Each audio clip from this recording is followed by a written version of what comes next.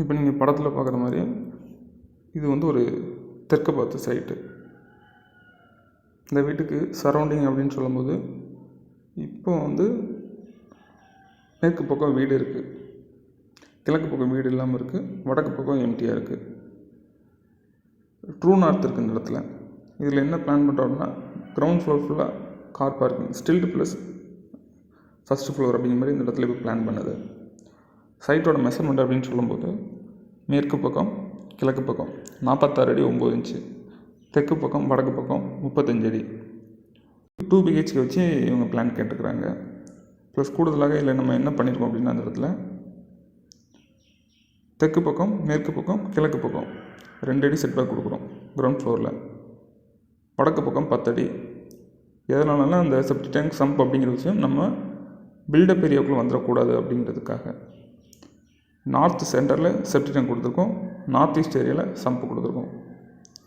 அதுக்கடுத்ததாக இது வந்து தெற்கு பார்த்த ஃபேஸிங் இருக்கனால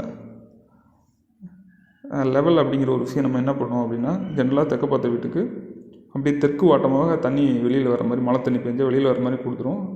ஆக்சுவலாக என்ன பண்ணணும் அப்படின்னா எந்த ஃபேஸிங் பார்த்த வீடாக இருந்தாலும் சரி லெவல் எல்லாத்தையும் வந்து வடகிழக்குக்கு கடத்தி அங்கேருந்து ஒரு ட்ரைனேஜ் சேம்பர் போட்டு நீங்கள் வந்து பைப் லைன் போட்டு தெற்கு பக்கம் கொடுத்தீங்கன்னா தான் சரியாக இருக்கும். மேற்கு பார்த்த வீட்டுக்கும் எல்லா தண்ணியும் வந்து வடகிழக்கு கொடுத்து அங்கே ஒரு சேம்பர் கடத்தி மேற்கு பக்கம் நீங்கள் பைப் லைன் போட்டு நீங்கள் கொண்டு போகும்போது தான் சரியாக இருக்கும். அது பார்த்துக்கோங்க. அதுக்கேற்ற மாதிரி தான் வடகிழக்கு 0 லெவல், வடமேற்கு 1 லெவல், தென்கிழக்கு 2 லெவல், தென்மேற்கு 3 லெவல் கொடுத்து பிளான் பண்ணியிருக்கு. சவுத் வெஸ்ட்டில் ஸ்டேர் கேஸ் கொடுத்துருக்கோம். அந்த இடத்துல வந்து கிரவுண்ட் ஃப்ளோர் ஃபுல்லாக நம்ம கார் பார்க்கிங் அப்படிங்கிற மாதிரி பிளான் பண்ணியிருக்கு. சவுத் ஈஸ்ட்டில் வீட்டுக்கான மெயின் என்ட்ரன்ஸ், அந்த இடத்துல மெயின் கேட்டுக்கான என்ட்ரன்ஸ் கொடுத்துருக்கு. இதில் இது வந்து கிரவுண்ட் ஃப்ளோரில் இருக்கக்கூடிய அமைப்பு. ப்ளஸ் கூடுதலாக இந்த இடத்துல காம்பவுண்டோடைய அந்த திக்னஸ்ன்றது 9 இன்ச்சஸ் வால் வச்சு தான் இதில் பிளான் பண்ணியிருக்காங்க. அதற்கடுத்ததாக நீங்கள் பார்க்குறது வந்து ஃபஸ்ட்டு ஃப்ளோருக்கான ட்ராயிங் வந்து இதில் நம்ம என்ன பண்ணியிருக்கோன்னா ஸ்டேர் கேஸ் ஏறி மாடியில் உள்ளே போகிற என்ட்ரன்ஸ் வரலையும் அதை வந்து நம்ம வந்து லிவிங்லேருந்து அந்த போகிற அந்த வழி வந்து விண்டோ கன்வர்ட் பண்ணியிருக்கோம். ரெட் கலரில் மார்க் பண்ணி காமிச்சிருக்கேன். அடுத்ததாக கிச்சன்லேருந்து டைனிங் போகிற அந்த ஏரியா வந்து விண்டோ கன்வர்ட் பண்ணியிருக்கோம்.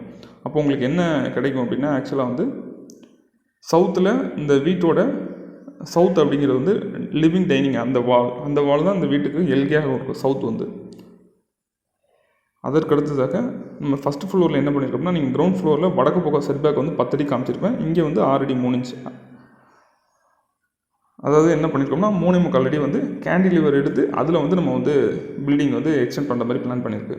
இப்போ இதுக்கு பார்க்கும்போது இப்போ இந்த இடத்துக்கு நீங்கள் இதில் பார்க்கலாம் அப்படிங்கும்போது இந்த பில்டிங்கோட மெஷர்மெண்ட் அப்படின்னு இப்போ இது என்னவா இருக்கும் அப்படின்னா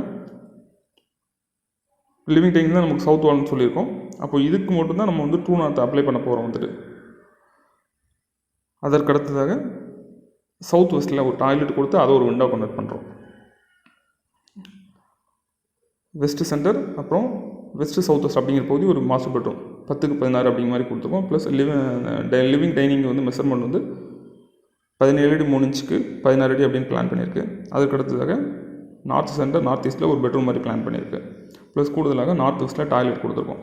இதில் நீங்கள் என்ன கவனிக்கணும் அப்படின்னா இதுதான் வந்து நம்ம யூஸ் பண்ணுற ஏரியாவாக இருக்கிறதால இந்த ஏரியா ஃபுல்லாக வந்து ஒரே ஃப்ளோர் லெவல் 0 லெவல் இருக்கணும். ஃப்ளோர் லெவல் அப்படிங்கிறது டாய்லெட் அப்படிங்கிற ஒரு இடம் வரும்போது அந்த இடத்துலையும் நம்ம வந்து மைல்டாக ஒரு இன்ச்சஸ் கணக்கில் மட்டும் ஒரு 1/2 இன்ச்சு 1 இன்ச்சுக்குள்ளே மட்டும் அந்த லெவல் மட்டும் அந்த நார்த் வெஸ்ட்டில் டாய்லெட் கொடுக்கணும் பண்ணிக்கிட்டு அதுக்கப்புறம் அங்கே கொடுக்கக்கூடிய அந்த அவுட்லெட் வந்து வெஸ்ட் நார்த் வெஸ்ட்டில் எடுக்கணும் அல்லது நார்த் சென்டரில் இருந்து அந்த அவுட்லெட் எடுக்கிற மாதிரி இருக்கும். டாய்லெட்லேருந்து எடுக்கக்கூடிய அவுட்லெட் வந்து இப்போ நம்ம சவுத் வெஸ்ட்டில் கொடுத்துருக்குற அந்த அட்டாச் டாய்லெட் வந்து அதுக்கு வந்து விண்டோ கன்வெர்ட் பண்ணும்போது அது வீட்டிலேருந்து கட் ஆயிரும் வந்து.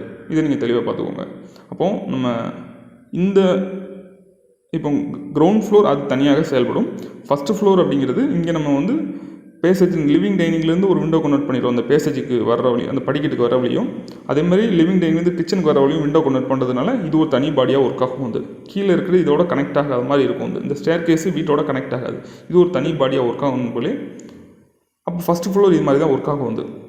நீங்கள் தூங்குற இடம் எதுவாக செயல்படுதோ அதுக்கேற்ற மாதிரி தான் உங்களுக்கு நடக்கக்கூடிய எல்லா நிகழ்வும் நடக்கும்னு சொல்லியிருக்கோம் வந்து. அப்போ இந்த இடத்துக்கு நீங்கள் வந்து ட்ரூ நார்த் அப்ளை பண்ணும்போது இப்போது 16 டிவிஷனல் அப்படின்னு செக் பண்ணும்போது தெற்கு வடக்கு அப்படிங்கும்போது நமக்கு தெற்கு பக்கம் அந்த படிக்கட்டு கிச்சன் அப்படிங்கிறதே வந்து லோடு அப்படிங்கிற மாதிரி வந்துடும், வெயிட் அப்படிங்கிற மாதிரி வந்துடும். நார்த்து பக்கம் எம்டியாக இருக்கும். அதே சமயம் வந்து ஈஸ்ட் வெஸ்ட் அப்படின்னு சொல்லும்போது அது வந்து லெவலில் நம்ம வந்து 0, 1, 2, 3 கொடுக்கும்போது கீழே இருக்கிற அந்த செட்பேக் ஏரியா தான் ஃபஸ்ட்டு ஃப்ளோருக்கு சரௌண்டிங்காக இருக்கும். அப்படி பார்க்கும்போது மேற்கு பக்கம் 2 அடி இருக்கும், கிழக்கு பக்கம் 2 அடி இருக்கும். ஆனால் மேற்கு பக்கம் அந்த 2 அடி மேடாக இருக்கும், கிழக்கு பக்கம் 2 அடி தாழ்வாக இருக்கும். அதற்கடுத்ததாக வடகிழக்கு வடமேற்கு அப்படின்னு பார்க்கும்போது வடகிழக்கு ஏரியா கீழே வந்து சம்ப் வந்துடும், வடமேற்கு ஏரியா மேடாக இருக்கும். அதற்கடுத்து வடமேற்கு தென்கிழக்குன்னு சொல்லும்போது வடமேற்கோட தென்கிழக்கு அப்படிங்கிறது வெயிட்டாக இருக்கும். அப்போது தென்கிழக்கு உச்சமாக செயல்படும், தென்கிழக்கு தென்மேற்குங்க பேலன்ஸாக இருக்கும். அப்போ இது மாதிரி தான் இதை வந்து பிளான் பண்ணாலும் சரியாக இருக்கும். இதில் வந்து ஜன்னல் அப்படிங்கிற ஒரு விஷயத்தை பற்றி பெருசாக எங்கேயும் பேசியிருக்க மாட்டோம். ஏன்னா வென்டிலேஷன்லையும் அந்த சூரிய வெளிச்சத்துலையும் சப்ஜெக்ட் கிடையாது. இது வந்து நம்மளுடைய பயன்பாட்டுக்காக பயன்படுத்திக்கிறது. அதை நீங்கள் செக் பண்ணிக்கோங்க எப்படி இருக்குன்ட்டு வந்து. அப்போது அதற்கு அடுத்ததாக லிவிங் டைனிங்லேருந்து அந்த பெட்ரூமுக்கு போகிற வாசல் அப்படிங்கிறத பார்க்கணும்.